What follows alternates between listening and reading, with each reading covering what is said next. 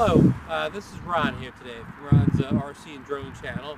I've got the Promark GPS shadow drone with me today with the, with its standard battery here, 250 milliwatt, 7.4 volt lithium ion battery. We're going to insert the battery in here now. Let's see here, you got to line these things up with the pins on this side. Go. Alright, the power on, you just hit that button once, see the blue lights come on. And you have the controller. This is the power button here. Okay, to bind with the quad up and down. It should be bound now and ready to calibrate for GPS. So we'll put the remote down for a second. Okay, calibration is pretty easy on this one. We're going to grab it from the back, and we're going to do a full clockwise rotation.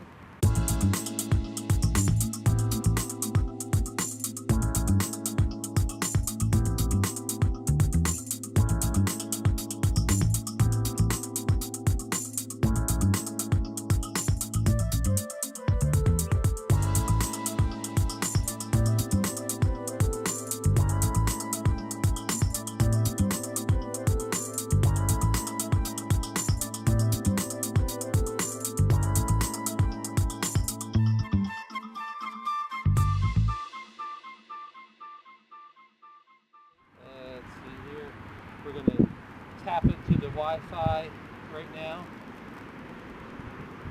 The Wi-Fi is called Promark 2FDA97. We're going to tap it.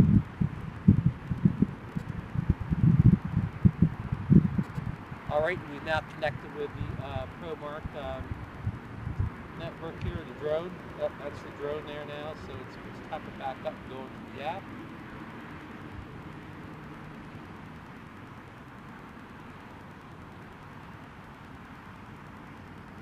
Okay, the app is called Promark GPS.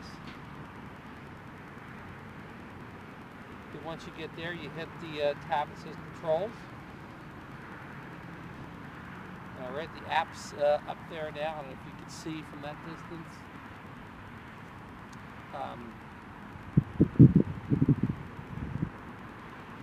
Takes a second to connect. There we go. We got FPV. We have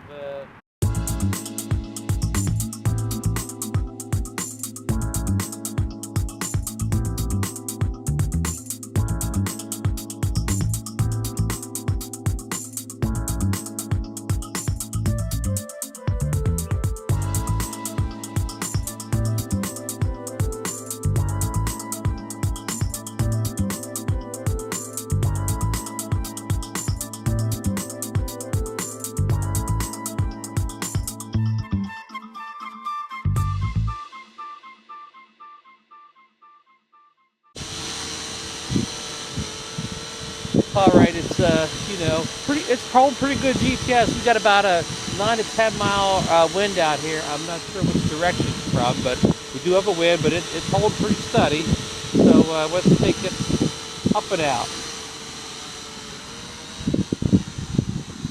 All right, you're gonna lose sight of it on the camera here, but I got the screen recording going here. We'll take it out. Hi, okay, I'm doing a screen recording with the iPhone 10. I'm logging into the app here, Promark app. Okay, we're going to controls here to bring up this screen. And we're getting ready to take off. So now from the top of the screen, the back arrow, of course, is to get you back to that screen where it just said controls. The next icon from the top going, left to right is the controls on and off. That will bring up the little icons on the screen, like you can see the follow me, the return to home, automatic takeoff, automatic land. That the whole screen would be blank if you would not tap the control on and off button. Then you have the next one, the flip the screen button. And then the next one over, the VR, that's if you're using the goggles. It will split the screen in half and give you two different screens so you can see it through your goggles for VR.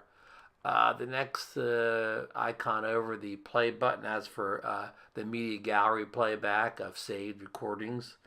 That would be on your phone. And then the next one over, the airplane and the notebook, that is your flight records. Yeah, flight records. We'll go in more detail on that later. The next icon over is the with the satellite on it is the GPS signal indicator. Here it doesn't tell you a number of satellites like say your DJI drones would. It just gives you like almost a cell phone style indicator of how many bars of GPS you have. So as you can see right now, I have like 5 bars. The next icon to the right is the remote battery indicator, and the next icon to the right is the drone battery indicator. And on the far right is you click that button to get to more flight settings, which we will go into in more detail at another time. Going directly down from that is the take the photo button, and directly below that is the take the video button. Now we're going to jump again. We're going kind of clockwise to the other side of the screen. Well, we'll stop in the middle and show the emergency stop button, and then your telemetry there, your distance out, your height up, and your speed.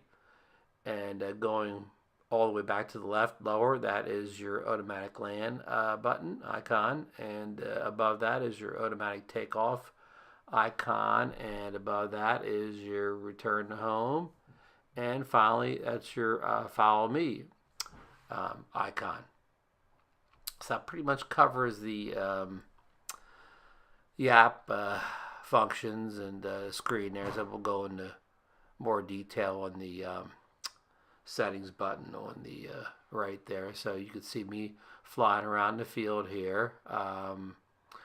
The camera doesn't seem to handle exposure changes very well when it goes from light to dark. It gets dark really fast. So again, it's probably a 2 megapixel camera. I don't have the sats are unavailable on that, but 2 megapixel camera, again, doesn't handle the exposure changes really well.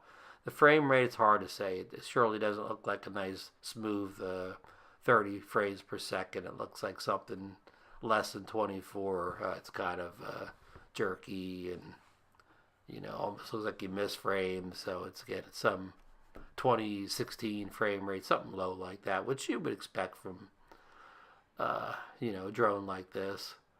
As I'm flying around, actually, flies pretty well for a big brush bird. Somewhat near the performance of like a SEMA X8. If you ever have one of those, I'm going to say it's better than a SEMA X8. Here we're at the sun's very bright there, so it's causing bad exposure there. I'm kind of bringing it down here now.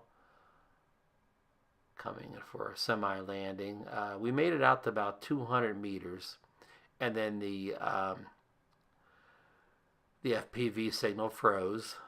So I brought it back, when we got about 200 out, and it took me, I had to get almost all the way back before it recovered the, started giving me an FPV feed again. So I tried going in and out of the app, and I tried several different things and it wouldn't bring it back.